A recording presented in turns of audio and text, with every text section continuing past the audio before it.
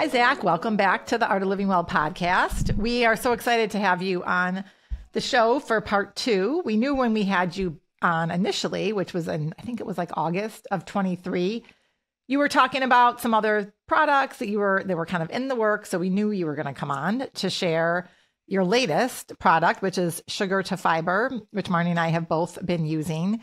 And we can't wait to dive into this topic today because it's funny that this product came out. I've been having these recent conversations with a lot of people about fiber, like clients and friends and family. And so it's a really hot topic. It kind of like protein had its day and it still has its day, but fiber is also having its day. So this release is really timely. And for those of you who haven't heard Zach's first product, the ZBiotic, the pre-alcohol drink, if you do drink alcohol, highly recommend that you go out and purchase it. And you can check out that episode, which was 183. And we'll link that up in the show notes. Was it really? Well. Yeah. Yeah. That's a crazy, because I don't know if I noticed this. I have a terrible memory, so we might have talked about this already. But the strain of bacillus that I invented for pre-alcohol is ZB183. No way. We've never talked about that. That is crazy. Wow, that means something. I don't know what it means, but it means something. Yeah, that's kismet. That's crazy. That's really cool. Yeah. Oh my gosh. It means I'm meant to be on this show. I mean, I think that this is 100%. Yeah. I think this is I'm not, again, terrible memory here, so I feel bad if this isn't true, but I'm pretty sure that this is the first time I've been on the same podcast talking about both of like separately, both of the processes. So this is like the first time getting to do sugar to fiber after doing a lot of pre-alcohol. So I'm really excited about this too. Well, good. That's awesome. Well, good. So before we dive in and talk all things sugar to fiber, one question we have for you is if you could do something today, anything with no constraints over your time or financial, what would you do? How would you spend your day? I mean, I guess if I could just do anything with my day and not worry about anything else, I would love to just like have a day. It sounds like it would be easy, but I don't know. I never find out to do it. It's just to be able to like just sit and like think creatively about just like anything and everything. Like let my mind just totally wander for a whole day, and just be in a creative mindset. I like love doing that, and I carve out like a half hour here and there to maybe like do a walk, like, maybe a few times a month. And so if I was just able to like literally have a day where I could just do that all day and not have any of the things that normally ping into my brain around like work and family and, and responsibilities and chores, like that would be a great day. That's very interesting answer. And I think it would benefit everybody to have that time to like think creatively. Well, and you mentioned like going on a walk, because I do think there's something about being in nature and disconnected without your phone, without listening to this podcast, for instance, that helps tap into your creativity. Like that's where all my good ideas come from, is when I'm on a walk.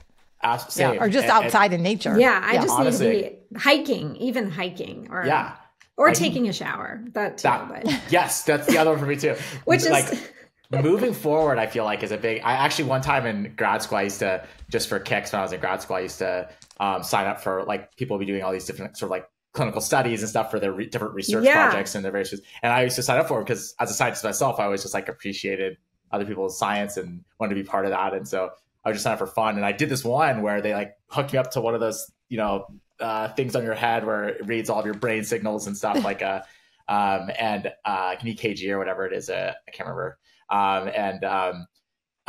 Then they had me like solve problems, like little simple logic problems or math problems or stuff like that. And then they would put me on a treadmill and have me do the same tests again. Interesting. And like compare the difference. And I think that the purpose of the research was to show that like humans have evolved to kind of like be wanderers and so problem solving like while walking is something we're actually really good at. And so I don't know. I never got to see the final results of the study, but I know that I did better when I was on the treadmill than when I was just kind of sitting in a chair. So that was cool. Yeah, I think that's so true. Interesting.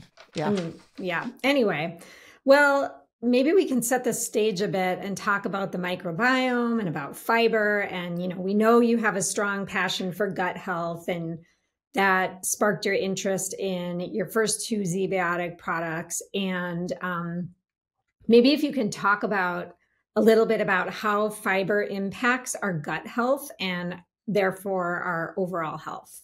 Yeah, definitely. So just going back to what you said at the beginning, like fiber is kind of having its moment, and it should. It's important. It's kind of like it has previously sort of been one of these like oft like overlooked, like very important sort of. We talk about our macros, and usually that refers to like macronutrients, like which are protein, fat, and carbs. By definition, is technically not like a nutrient in the same way the others, because it doesn't really provide us with much nutrition, but it is a macromolecule, and it is really important for our health, and it is like nutrition, among other things. It does several things, but one of the things is nutrition for our microbiome.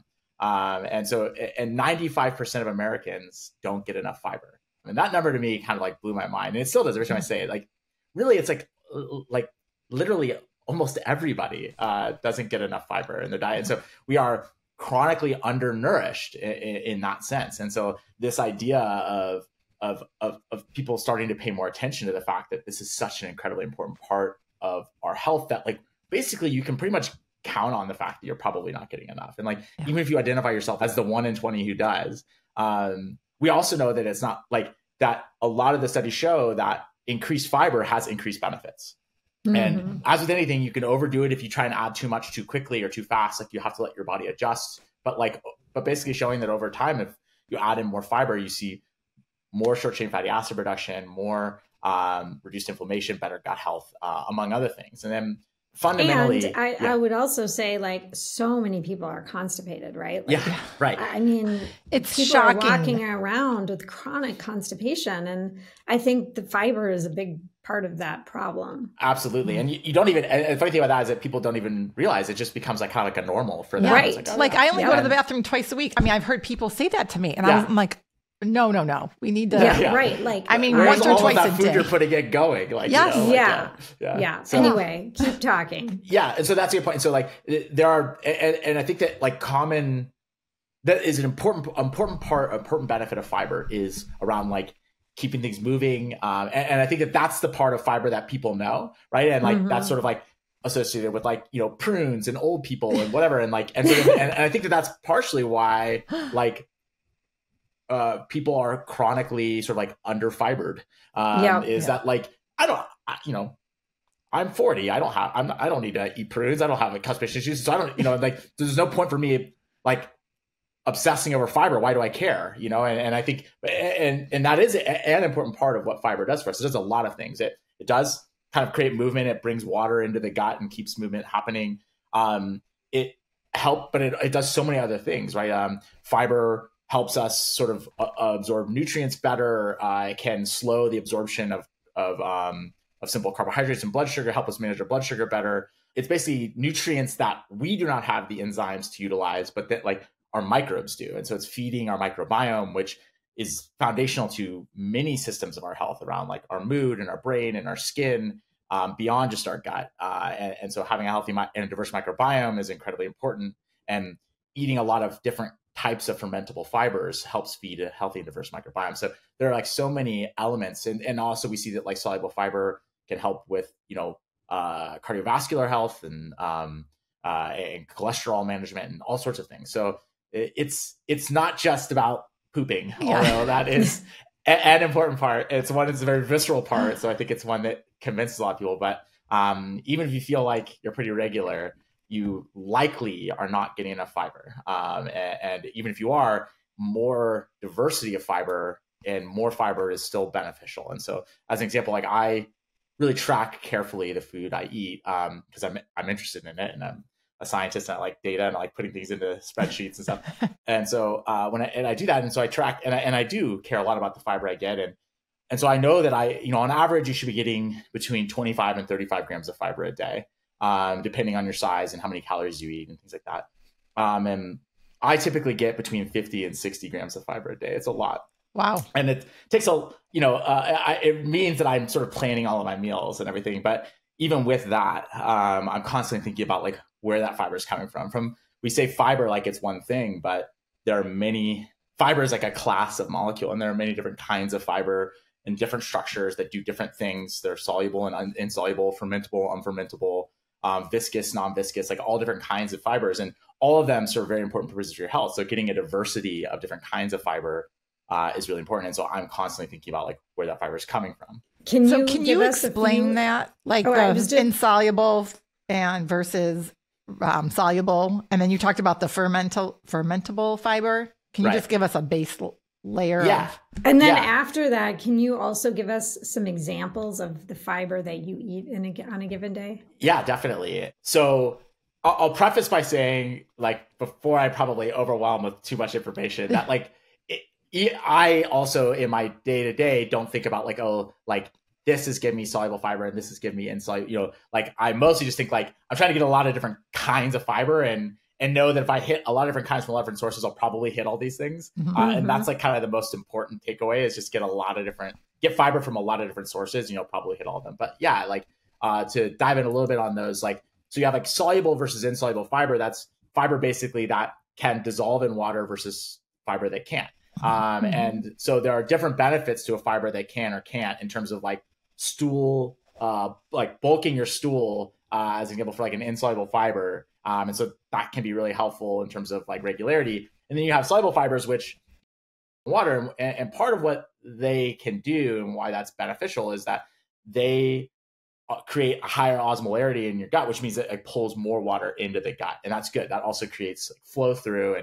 And so that's valuable. And then most of the time, so it's not a one-to-one, but most of the time, soluble fibers are usually more likely to be fermentable than insoluble fibers. And so fermentability means like the ability of your microbiome to utilize that fiber for nutrition. So fiber as a class of molecule just is a bunch of sugars stuck together. And so it's either like a chain or like a bush or a cloud of different sugars kind of stuck together. And so they're all different sugars stuck together in different orientations or conformations. And the way they're bonded together dictates like essentially who can break them apart and get the sugars out of that fiber. And so different microbes have different enzymes that can like break apart different kinds of fiber. And so if they can break apart that fiber, then it's considered a fermentable fiber. The bacteria are fermenting or kind of growing on the sugar in that fiber.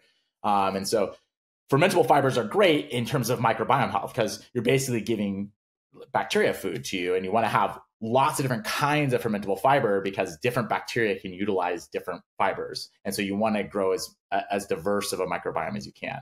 And then you have non-fermentable fibers, which are ones that the microbiome doesn't break down. And those have benefits, again, like with stool bulking, with like a slower release of like they can basically act as like nets that kind of like trap and then slower release blood sugar, things like that. So those are, and also can help, soluble fiber helps with the cholesterol. And so they all kind of have different benefits. And then viscous versus non-viscous is like sort of if it forms a gel when it's solubilized, or if it doesn't, or if the water remains as fluid as before. And so that gel structure can have impacts on nutrient absorption and sugar absorption, among other things. And so all these are sort of like various different properties that the fiber can take and basically the behavior it's going to have and the impact it's going to have on your gut. And they're all different and they're all beneficial in their own way. So you don't want to have too much of one or the other. You kind of want to have them all. And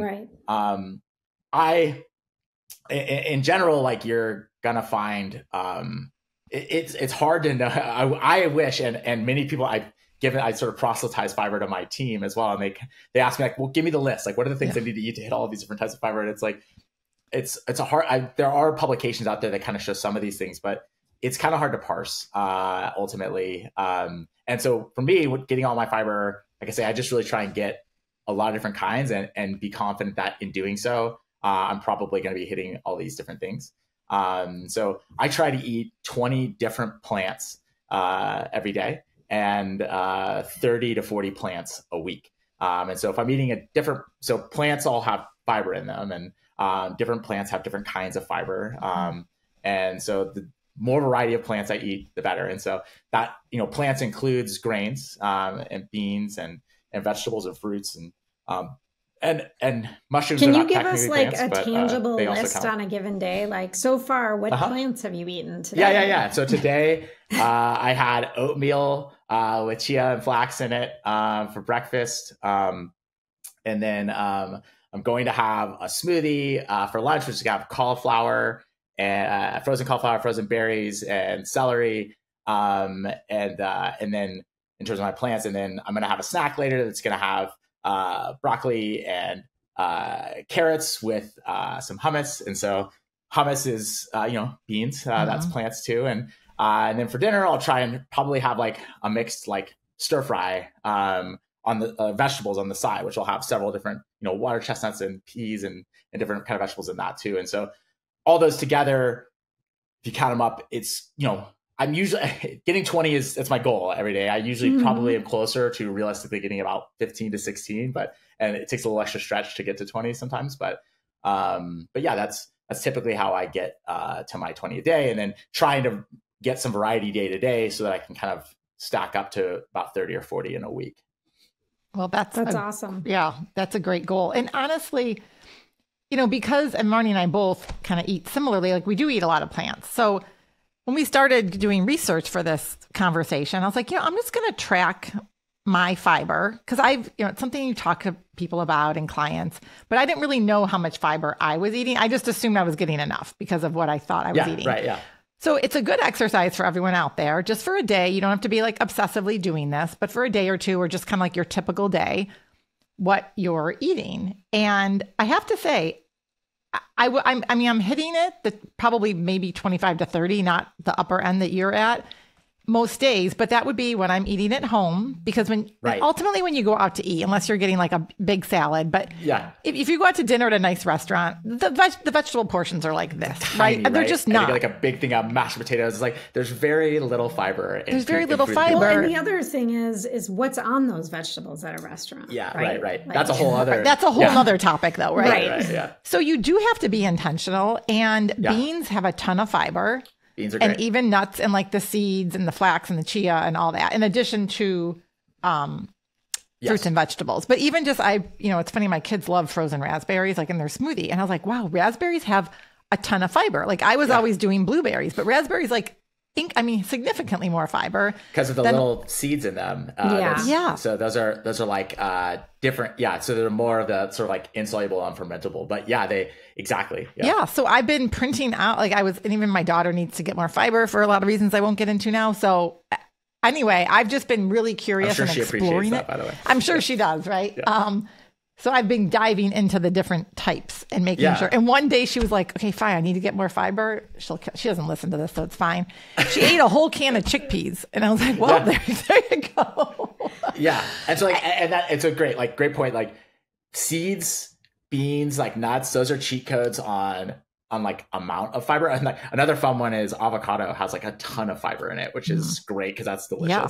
I feel like my diet is basically fiber based on what you're saying. Like I think I eat a lot of fiber. Yeah. And I also have been growing, and I know Stephanie has 2 sprouts, and those sprouting, and those have so much fiber in them. Yeah. And I can feel the fiber. I'll just say. Yeah. Right. And so they're sort of like, you kind of have to think about both though, right? Like getting enough fiber is like, in terms of absolute value, is important. But then like, it's really like the next tier is getting that diversity of fiber, right? Like if you eat a can of chickpeas, great. Like you've gotten like the number of fiber, but like you got basically one type of fiber there, right? And so then that's the kind of the same pitfall you get into with like fiber supplements, right? It's like, oh, well, like I'm deficient. So I'll take 2 scoops of Metamucil, get like 10 grams of psyllium husk, and like, great, I'm there. And it's like, I mean, more fiber is good. It's not a bad thing, but that you can't just add more supplemental processed fiber and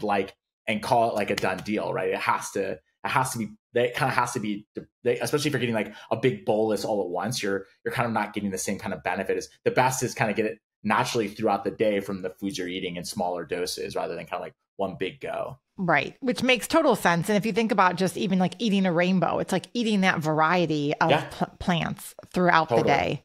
Totally. So can we dive in and talk about your sugar to fiber product and how it works? And, if you can talk about perfect transition. I just said that fiber supplements are not your solution. Hey, guess what? I got a fiber supplement. I have some people in my life that are taking Metamucil daily, and I'd love to, get them. And like, I'm not trying to like debunk Metamucil here. I think it can definitely be helpful. And so that the point here is not to say that fiber supplements are bad or anything like that. It's just that like they're there are no silver bullets, you know, and so it requires all these things are helpful in their tools, right? And so and so with sugar to fiber, I think fundamentally the story on this was that, you know, for our first product, pre-alcohol, it's a probiotic bacteria that has been genetically engineered to break down the toxic byproduct of alcohol called acetaldehyde. So with the purpose of you feeling better the next day. And so the whole point of this was that, like, look, I took a live bacteria and I used it as this like delivery mechanism for this function of breaking down acetaldehyde. And like that's the whole point. This, you know, amazing capabilities of bacteria to kind of do anything, and the idea that we could direct it to do something useful. And what I found was we launched it and, you know, people loved it and they were excited about it. But then people were asking a lot about the fact that it was a probiotic. Like, oh, it's a probiotic. Is that like, so that means like good for my gut? Is it gut health? And I said, look, like as a microbiologist, I think that like generally speaking, the hypothesis around probiotics is kind of weak. Like the idea that like just taking one bacteria that is sort of in many cases, the leftovers of the food industry, like, you know, lactobacillus or bifidobacteria, something like that, having it come in and sort of like uniformly help your gut in some undefined way is not really that strong. And so, yeah, Bacillus subtilis, the bacteria we use, is a probiotic, and some people see some benefits from probiotics sometimes. And so it's possible that there may be some sort of like generalized gut health or probiotic benefit from pre-alcohol, but that's not really the point. The point is it breaks down acetaldehyde. But what it got me thinking was like, well, could I design a probiotic that I thought actually could help your gut health? Because people were obviously really excited about it and interested in it. And so I thought like, well, like I think probiotics as they stand are not really like a great hypothesis, but what do I think is good for the gut? And it's really, and my answer always was like, if you want to help your gut, like eat more fiber. Fiber is what's important here. And like a diversity of different types of fiber. And so I thought like, well, what if I made a probiotic that could make fiber? All right. So that its function, the function I'm delivering for you, again, the probiotic is sort of ancillary. It's just a chassis, but it's delivering a function that's valuable. And in this case, it's like, what if I just had it make fiber? Because I know fiber is what's good for you, right? And so, you know, how's it different than a fiber supplement? As I said before, I kind of telegraphed this, that when you take a fiber supplement, not to say that it's a bad thing, but you're taking it as like one big bolus all at once. And like, you're kind of going to get limited benefit from that. You'll get some benefit for sure, but a lot of that's just going to kind of flow right through. And then there's sort of this like one-time feeding frenzy for the specific bacteria that can utilize that one type of fiber, right? And so there's some benefit, but could we do better? And so that's again where the advantage of having a bacteria that's alive in your gut and performing a function all day long. So this bacteria, so with sugar to fiber, our Bacillus subtilis is sort of, it passes through your gut in about 18 to 24 hours. And so in that time period, it's kind of continually performing whatever function we program into it. And so in this case, it's taking sugar and stacking it together into long chains to make fiber. And so it's taking sugar that's already in your gut that is only exposed to when you eat food.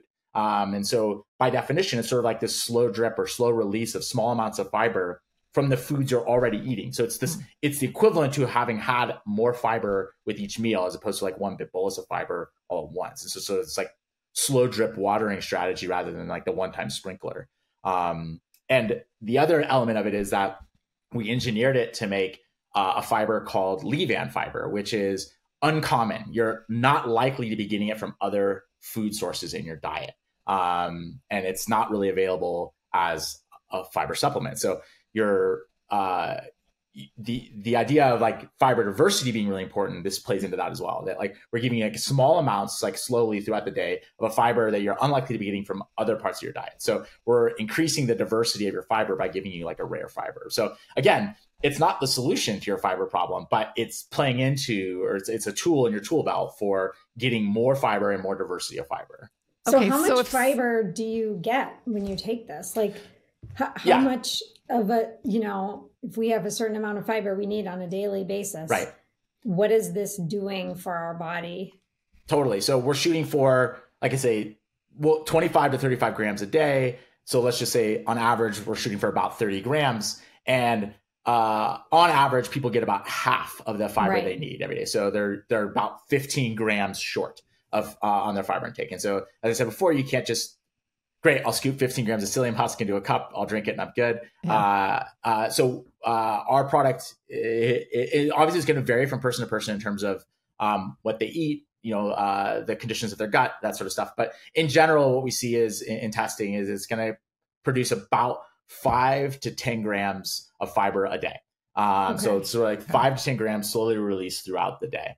So that is a nice bump on your way to closing that gap, right? Like as with everything at ZBiotics, we often talk about habit stacking and ideally ZBiotics being a catalyst for other responsible behaviors. And with pre-alcohol, we talk about this all the time, that it's not your silver bullet get out of jail free card. You can't just go out and do whatever you want and act responsible. Like you drink ZBiotics first, and then you stack that with other responsible drinking habits, like making sure you stay hydrated and you pace yourself and you get a good night's rest and don't drink on an empty stomach, right? And so same thing here. It's like taking ZBiotics, say for instance, if you mix it in with your breakfast every morning, that's your first part of the day. It starts a good commitment to like, okay, then now at lunch, I'm going to make sure I have like 2 more plants to my lunch or whatever. And so you sort of like, it starts responsible behaviors throughout the day.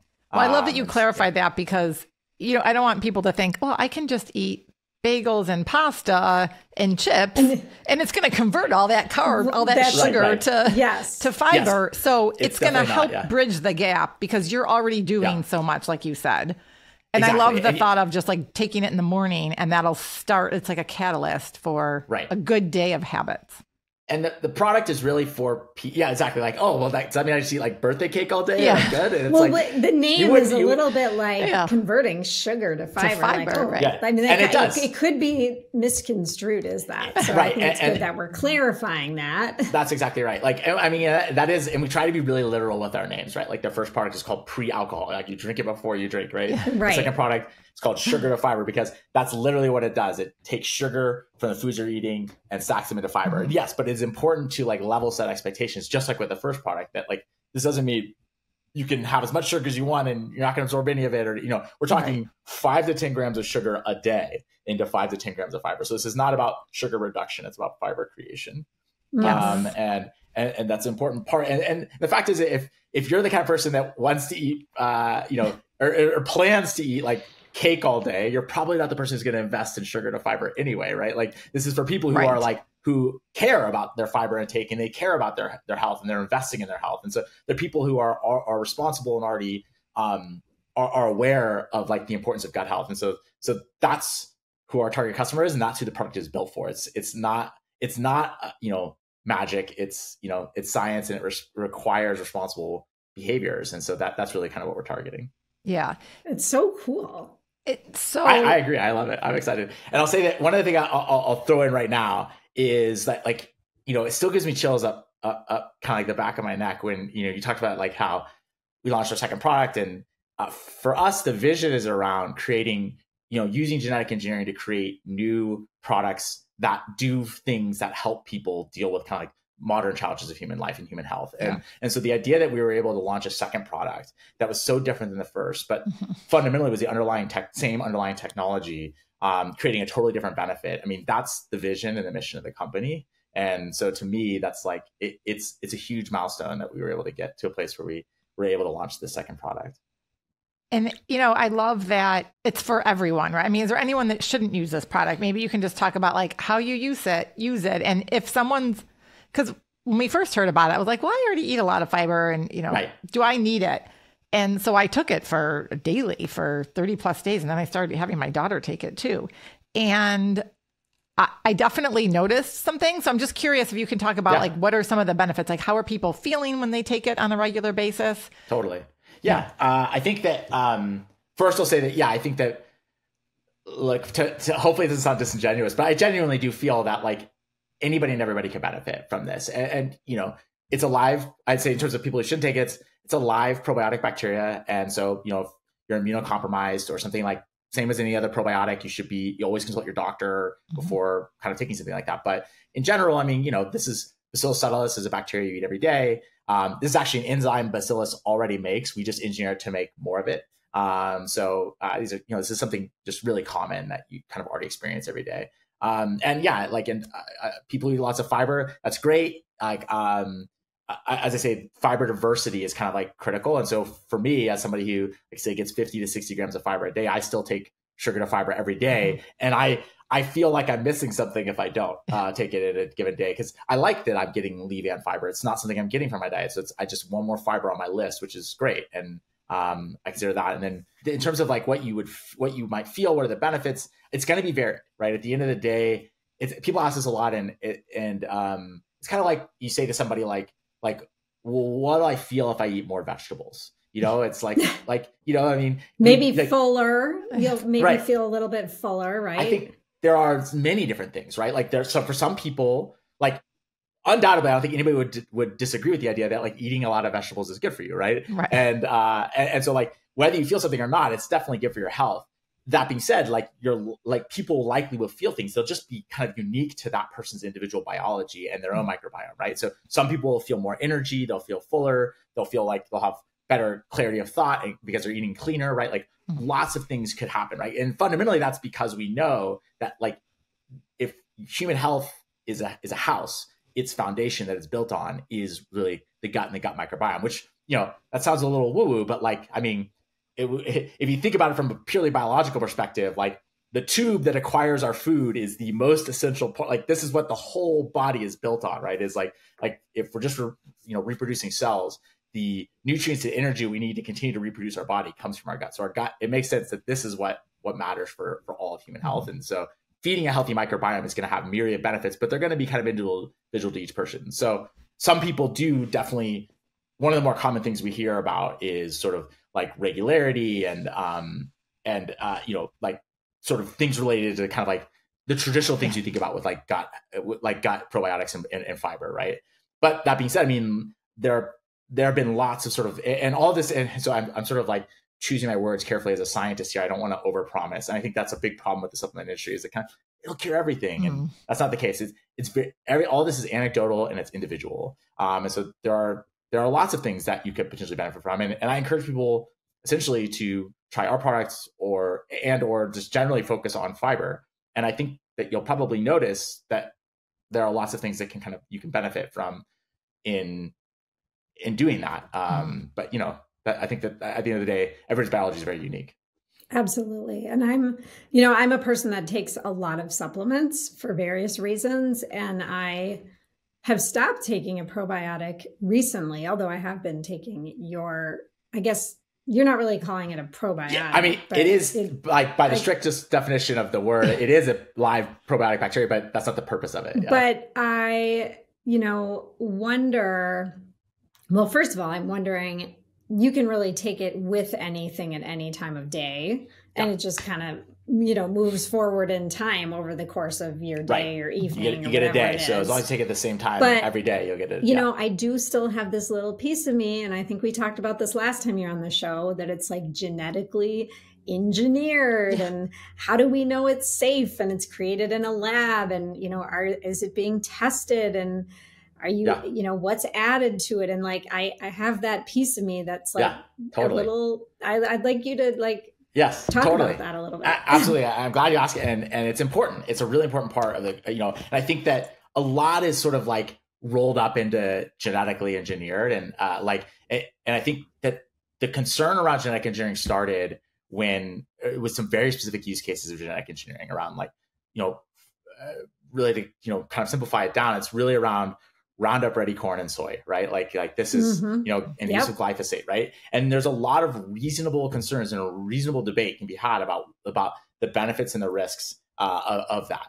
But the issue there was not so much that like the safety concern is not about the fact that like the genetics of the plant were changed, although that has now the narrative has spun into that. What the issue is that we were allowed to put, because of that engineering, they were allowed to put more pesticides on our food. Right. And because of the change in the DNA, that it was possible that that like some of those pesticides would even stick better to the plant. Right. So it's the outcome of the engineering that and the practices that ensued because of it that were originally the issue, the health issue. And the technology used to create it is really just the technology. Right.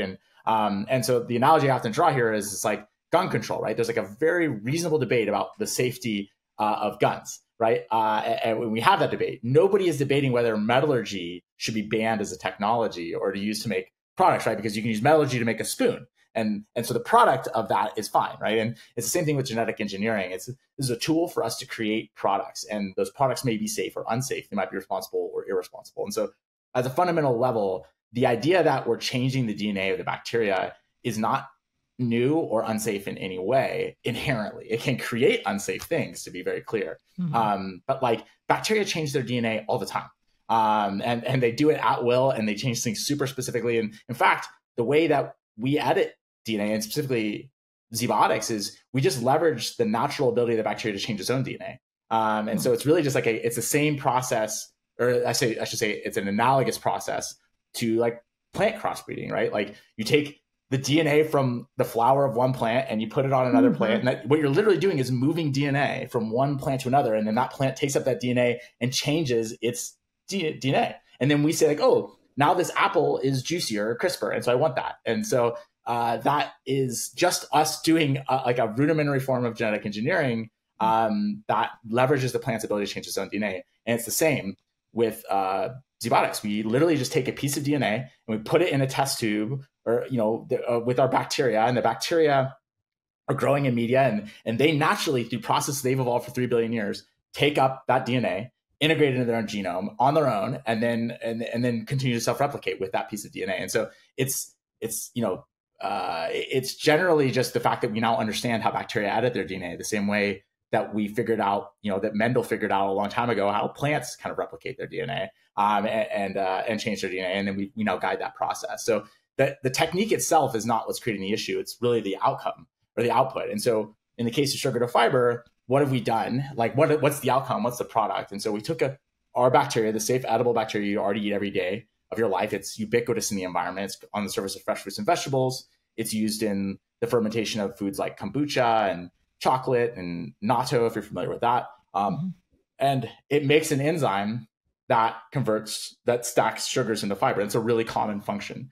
Plants do that. That's how they build their cellulose stocks, is right. That's fiber. They just take sugars and they stack them together. And so this is a common biological function that our bacteria already does. And so what we did was we changed some of the DNA, or we asked the bacteria really to change some of the DNA in how much of that protein and how often it makes that protein, basically, so that we can get more of it, so that it gives you 5 to 10 grams of fiber a day, as opposed to half a gram or whatever that you would normally get from that bacteria.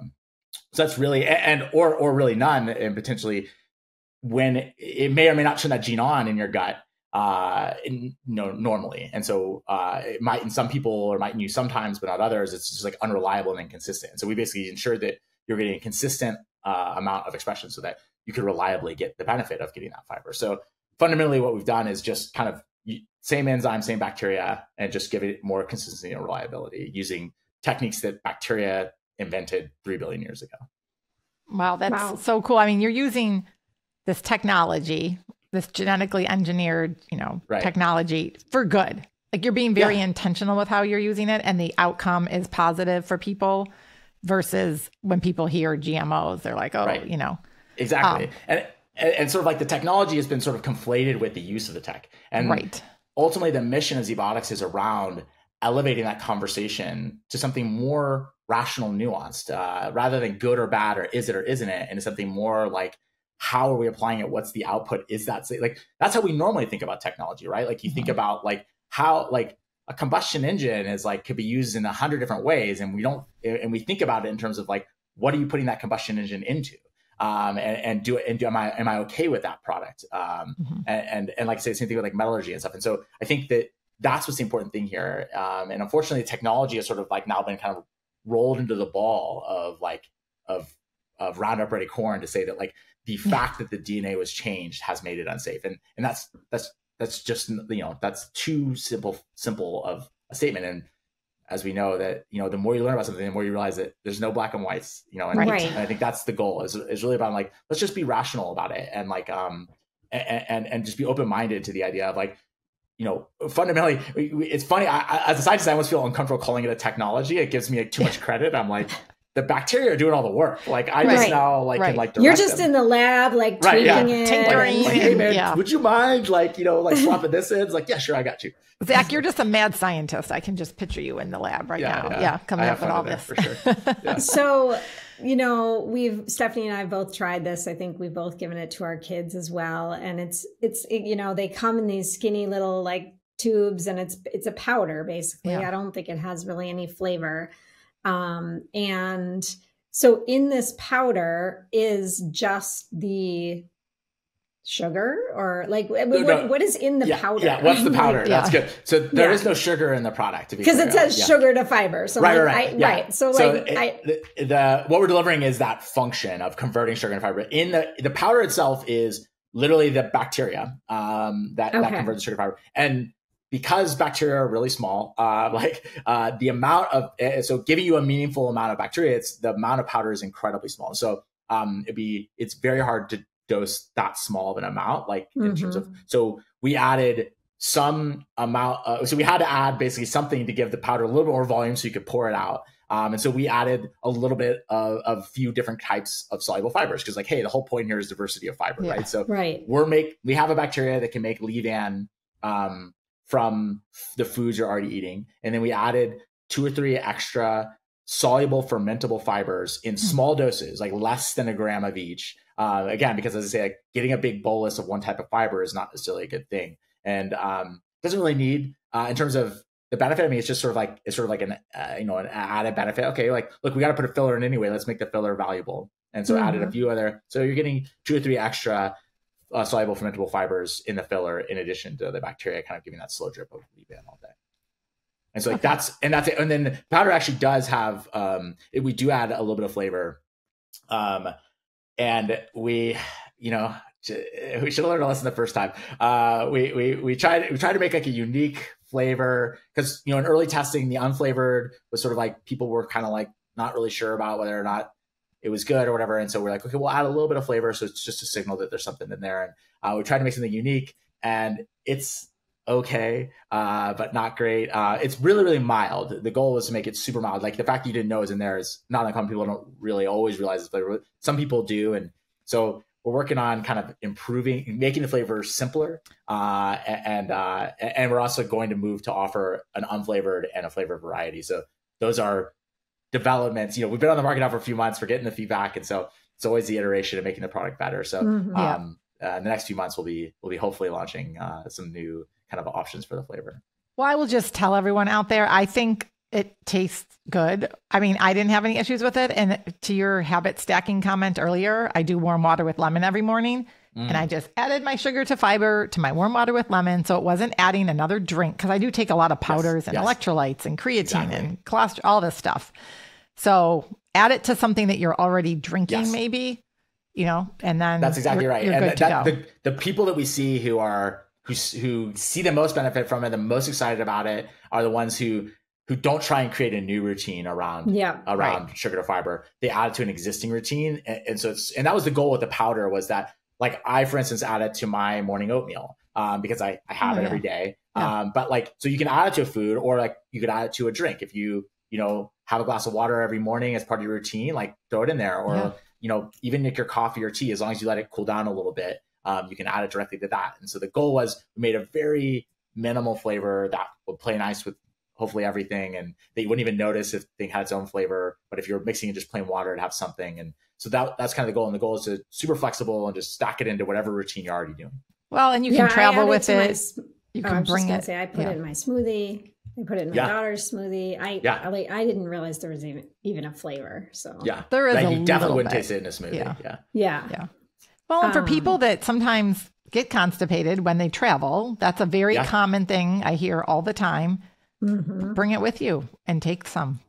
Absolutely. I mean, made it super, super portable. Right. It's like these, like, think of like sort of like a Crystal Light, like little powdered stick, right? And travel's a good example, right? Like, we were talking earlier, Marnie, about like going out to eat and like not being in control of what you're eating. Like, when you're at home and you're cooking for yourself and you have, grocery shopping, you can plan out all your fibers. Then when you travel, it's like a whole other level of like not really, having control over what you're eating all the time, right? You're kind of like, what place did you find? Or like, what nice restaurant did you really want to go to? Well, it may be great for the culinary experience, but maybe not so great for your fiber. So even better to kind of have something to kind of help bolster your fiber intake in those situations. Absolutely. And one thing I was just going to add, and I know you talk about this on your website, I believe, Zach, is that there are some people that are eating healthy and some of these more like low carb diets, or there's even people eating carnivore diet, we won't go there right now, but you could be eating healthy and not getting enough fiber. So I think this is just a great topic to be discussing and a great product for people out there. So if you do eat lower carb and you're worried about like not eating a lot of fruit or not eating a lot of vegetables and that sort of thing, or like the starchier vegetables, this is a way to help you get more fiber into your diet. Totally. Yeah. It's all about what you want to invest in, right? I'm not going to say like, look, if you're not buying sugar to fiber, you're not healthy. Like you need it. Like, I think a lot of people like definitely are fine. And if it's not something you're concerned about, and it's not something you feel like you understand the need to invest in, and like, you likely will be unsatisfied. Like, like it has to be something that you care about and that you want to invest in. So either getting more fiber or getting a greater diversity of fiber have to be things that you care about. And I think a lot of people do. And I think the more you learn about the microbiome in your gut, like the more that this kind of becomes something that like becomes front of mind, and then sort of get the reward of knowing that like you're investing in that. But that has to be there, right? It's, if you feel like you're eating healthy and you don't need it, I'm not going to try and convince you that you're wrong. Like, it's gotta be a personal decision. I like how you said it's a bump to what you're currently doing. Yeah. Totally. Like, I think that's a great way to think about it. Like everyone can use a little more fiber. Yeah. So it's a little bump to your fiber intake. Definitely. Yeah. So I'm curious if you have heard it about, obviously you've heard about all the GLP-1 supplements on the market. Yeah. A bunch of them are, talking about fiber, or maybe it is a fiber product that's, touting it's increasing your GLP-1 production with fiber. I'm wondering what you think about that. Yeah. If there is any tie-in here with this product. So I'll start in general and then talk about our product second. So I think that there is some data to show that it is possible that through diet and that the microbiome can definitely modulate GLP-1 and other hormones around like hunger and satiation and sugar regulation, GLP-1 being one of them. And there is evidence to show that like those things can shift given it with certain supplements in certain people. So all that is to say that it's not all bupkis. I like popping bubbles, but like there's definitely something to that. I think that we're still very much in the early stages of understanding what that is and how consistent or reliable those functions can be from thing to thing. I'll say from ZBiotics sugar to fiber perspective, it's not what we originally designed the product for, and we don't have any data in either direction on that because we haven't looked. And so it's possible that's an effect. It wasn't why we designed it, and it's not kind of the purpose. The purpose around like kind of creating fiber, which I think in some people, given their microbiome and their biology, creating fiber could create that benefit. But that isn't really the kind of the primary purpose or the primary outcome that we're going for. Well, Zach, you've just shared so much with our listeners, including just different habits and things that you can do. But we love wrapping up these conversations, giving our listeners a couple of tangible action steps. Like what do you do in your day-to-day? And you've already shared some of your personal habits that someone can get more fiber in their diet, or, any other tips for how you live well. Totally. I think that I really try and think about the unsung elements of health, like which it's becoming less and less unsung, but like fiber being one of them, and then fat. Those are like the ones that like are really important and need to be done right. So I think a lot in my day about fiber and fat, and so I mentioned already. I think one of my favorite personal like hacks for getting more fiber and more vegetables is the smoothie. I love that I can put cauliflower in a smoothie, and like it really it's a freebie. You don't even taste it. And I love cauliflower in my smoothies. It's a new thing for me. And the thing, I like cauliflower, but it's just like, like in normal environment too, but like normally I'd be like, well, don't put cauliflower in a smoothie, but like, it's great. I love it. That's a great hack. And then adding in like a little bit of greens. And then like sometimes I add chia and flax to my, oatmeal in the morning, but a lot of times I'll add it to my smoothie as well. And again, these are just like diversity, and chia and flax have great, good fats in them as well. And then I try to eat a lot of fish. It's kind of, one of the few animal products that I eat. So those are the things that I kind of like focus on. Fish, again, for like the good fat that comes from them. So as well as being a great source of protein. So those are kind of like the things I obsess about most, I think, on my day-to-day with health. And I think, and then like having a mental tally of the different types of, like, just like setting the goal, like, can I get 20 different plants today? Even if you don't get it, the idea that you're focusing on that, like, you're going to get enough fiber if you're trying to eat 20 different plants in a day. And it sounds like a lot, but you actually can get there pretty quick. You make a salad, you can get like 8 plants in a salad. It seems totally normal. I think if you count it up, actually, a majority of people, if you're having a smoothie and you're having a salad and you're having a vegetable at dinner and you're having some nuts or some seeds, like it adds up really fast. It does. It sounds daunting, but once you start thinking about it, it's like, oh, I can get there pretty good. It just takes being deliberate and consistent, right? Like I say, I build in a snack like with, carrots and broccoli and hummus to get myself 3 or 4 more vegetables or 3 or more plants because I want to try and get to my 20. And so it just forces you to be like each of those things independently is actually pretty easy to do. It just takes some deliberateness to make sure you stack them all together. Well, it's a great goal for our listeners. It is a great goal.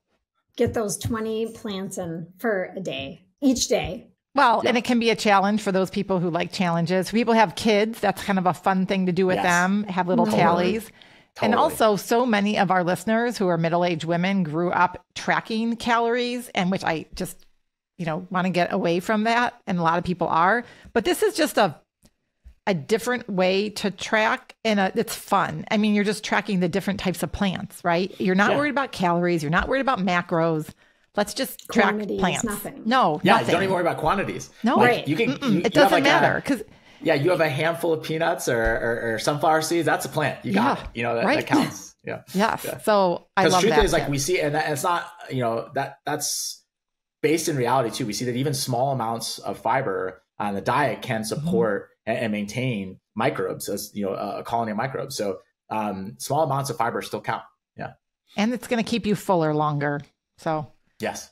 Yeah. So Zack, where can our listeners find you, buy the product, dig into it, learn more? Yeah, we try and create a lot of information around this. So ZBiotics.com, our website, we have like a learning lab that like, if you really want to nerd out, if you're one of the 5 people that's really wants to get into it, like there's the whole thing about like sugar and fiber and how the enzyme works and what fiber does and what it looks like in the biochemistry. Kept high level, but like if you want to dig in and learn, we have that, and we have like blogs that kind of explain these things as well, and tips for kind of like normal everyday life practices and stuff like that. So definitely encourage digging around on our website, zbiotics.com. That's also where you can get the product. And we have a code for all the listeners, which we'll link up in the show notes. Yes, it's LivingWell15, and you can check out not only sugar to fiber, but the pre-alcohol probiotic as well. So both of those are available. So Zack, we know you answered this, but it was back, 2 years ago, 2+ years ago now. This final question that we love asking all of our guests. What does the art of living well mean to you? Honestly, it's what we've been talking about today. I think it's living well to me is about just being mindful about your habits and routines and kind of keeping front of mind your health. And I think and health goes into, both mental health and physical health. And so keeping those things front of mind and trying to, I think the small changes and the small habits that you can stack up to help you keep them front of mind. I think that's, for me, that's what living well is. Awesome. And it's so true. I mean, we're big habit stackers over here. Yeah, us too. So, thank you, Zack. We're so glad you came on our show. We're really excited about your new product and your old product, which we're still using. Yes. We wish you a great day. Thank you so much. This has been so much fun. I really appreciate it. Thank you. Bye, Zack.